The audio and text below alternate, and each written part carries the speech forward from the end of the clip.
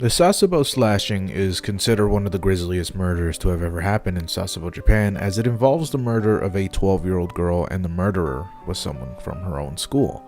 Sometime during the spring of 2004, a young 12-year-old girl by the name of Satomi Mitarai was best friends with her very own murderer, an 11-year-old classmate who has remained unnamed from all media outlets as per Japanese laws. You see, these laws don't allow minors convicted of crimes to be revealed to the public, so many people have referred to her as Girl A.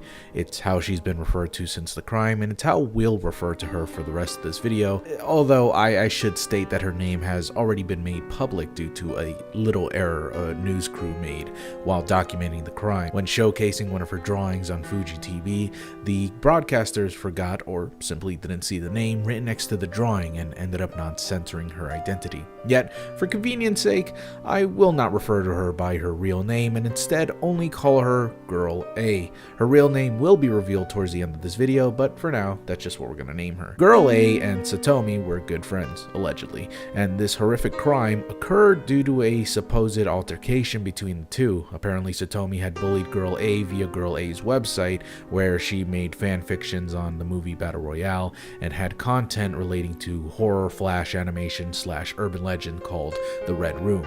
On her website, Satomi wrote deprecating comments regarding Girl A's weight and how she's too much of a goody-goody, which in Japan is super offensive, I guess. Shortly after this, Girl A brought a box cutter from home to school. Girl A lured Satomi into an empty room where beforehand she had actually closed the blinds, sat her down in a chair, and taped her up, where she had then slit Satomi's throat open and then sliced deep into her arms. After about a few good minutes, Girl A actually kicked Satomi while she was on the floor to make sure that she was dead, and just being shocked by it all, she just stood there for another 10 minutes or so, where she had then gotten a teacher, still bloodied up in her clothes and everything, and told her teacher about the gruesome murder she had just committed. Shortly thereafter, they found Girl A and brought her in. It didn't take very long for her to confess her crimes, and she was fully aware of what she had done and the severity of her crime, sobbing uncontrollably and apologizing profusely. She spent the night at the police station, refusing any sort of snacks or drinks, and she really had a hard time communicating with any of the police officers. Even though she had already admitted that she committed the crime, nobody really knew why. Because of her troubles with speaking to the police, she was then evaluated by a police psychologist, and while she didn't suffer from any sort of mental illness, it is widely believed that she has suffered from hikikomori syndrome, which is this phenomenon in Japan that describes people that are closed off from the rest of the world and do not leave their homes. It's a severe social withdrawal that is a very cultural thing in Japan and often affects people in their adolescence or just young adults, though it can affect people who are much older. Yet of course, even though this has a name in Japan, that doesn't necessarily mean that this only happens in Japan. There's several different kinds of people like that here in the Western world, and even though we don't have a name for it, it can be described as somewhat a form of depression or perhaps even anxiety disorder. Then later there was a diagnosis into girl A after the murder had occurred, which showed that she had Asperger's syndrome, which can be evident in her heavy obsession with certain topics and subject matters, as well as her difficulty communicating with people. In this case, other than her obsession towards Battle Royale, an already bloody and violent movie, she had been very fascinated with darker corners of the internet subcultures, such as gory websites, urban legends, and was even intrigued by Guro, a genre of art that emphasizes on eroticism,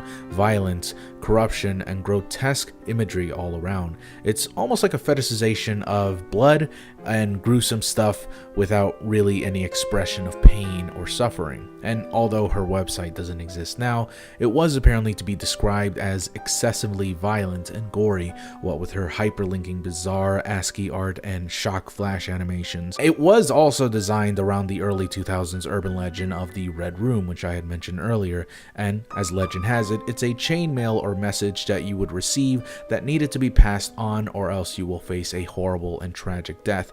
Of course, this isn't real, but with more recent rise of social media and a lot of people that are claiming that the Red Room is now a live stream of people being murdered or mutilated on camera, well, more people are inclined to believe it. We're kind of derailing from our main subject here, though it is important to note that Girl A's involvement with this murder has always been linked with the Red Room urban legend, and everybody always cites the Red Room as sort of a curse that inflicted Girl A's obsession with gore and whatever and made her basically kill her friend.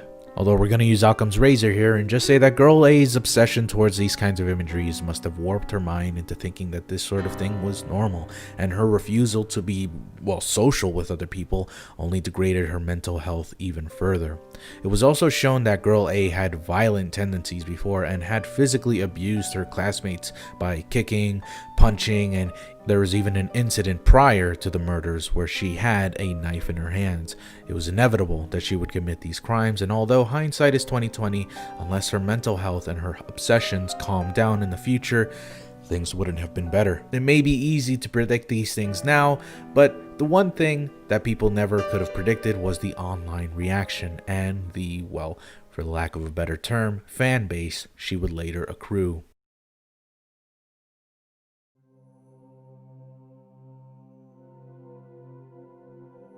Girl A quickly became an internet meme in Japan and more popularized in Futaba Channel, also known as 2chan.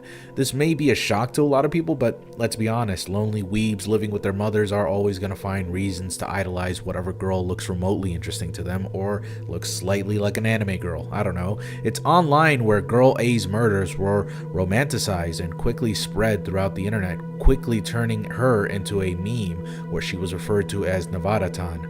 The name comes from the girl's class photo of her wearing a sweater originating from the University of Nevada, and the suffix tan is more like a childlike version of saying chan. Fan art was soon made of her, making her out to be a sort of chibi-like anime girl with this signature box cutter she used during the murder and the bloody sweater that she has. There was also songs made about her, such as Cutie Nevada,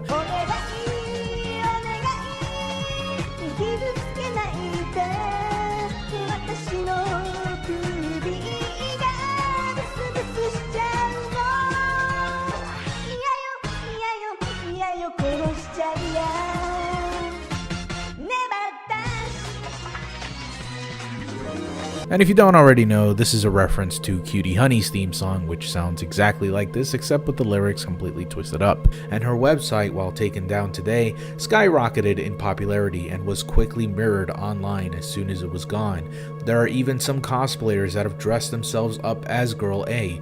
The spontaneous popularity of Girl A even spread to the University of Nevada itself, where the same sweater became their highest selling item. Catching wind of this meme, UON decided to go ahead and temporarily remove the Nevada sweater. Soon thereafter, her notoriety was caught by people on 4chan, and the memes spread all throughout the US and subsequently the entire world.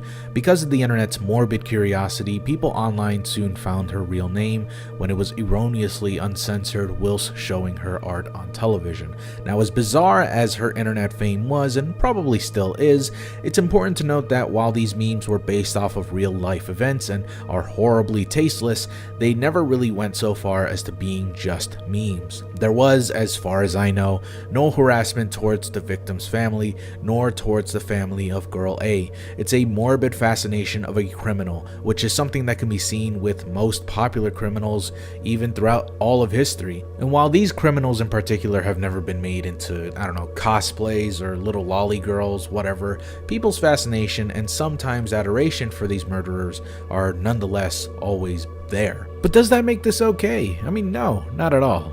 The fact of the matter is that in a way it's celebrating the death of a little girl, someone who actually died. Whether you take it as a joke or not, I mean, the implications are still there. It's talking about a very serious subject, an actual grisly murder that happened in real life. Harmless isn't really a word I would use to describe this meme. Cruel and tasteless is more like it, but malicious and perhaps even harassment towards the family, well, again, I don't really know for sure. I can only tell you what I've researched personally. I can only hope there was no harassment towards the family because of this meme. While I'm sure they're completely aware of it, I cannot for sure tell you what exactly their reaction was or what exactly happened to them after this meme became viral. But there's a few more interesting tidbits on Girl A that I would like to mention. Local authorities have sentenced her to 4 years in prison for involuntary commitment. At first she was there for 2 years, but then they extended it for another 2 years for the same exact reason.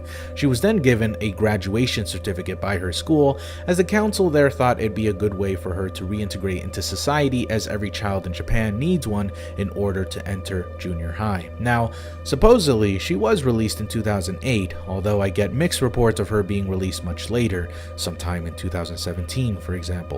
Either way, she isn't currently being imprisoned. She should be around 27 or 28 around 2020 now.